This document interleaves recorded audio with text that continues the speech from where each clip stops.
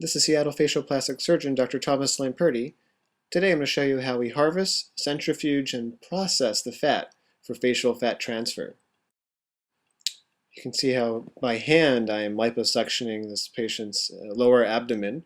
The idea is to use a very minimal amount of vacuum or suction in order not to damage the fat cells.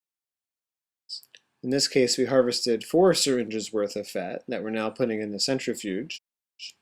The idea is to separate the fat cells that we want from the blood, lidocaine, and fatty oils that would otherwise hinder fat graft take.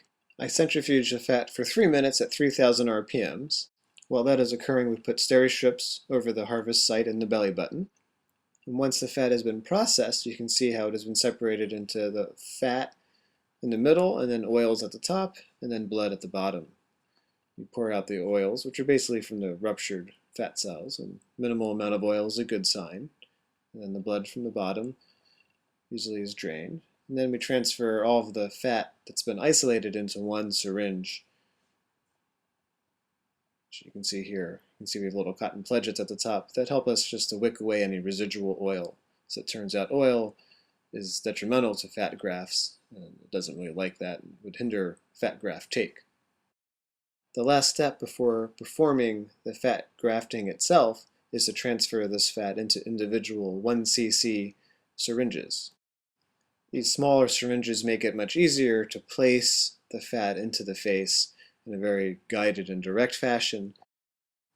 The very small aliquots of fat that are placed as very small droplets are more easily done with a smaller syringe since less pressure is needed.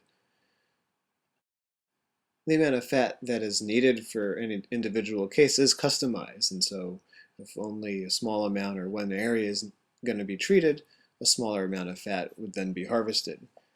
Most people are very happy to donate extra fat just in case, and so I do err on over harvesting just to make sure I do have enough fat. There's a variable amount of fat graft processing yields, and usually it's about 50%.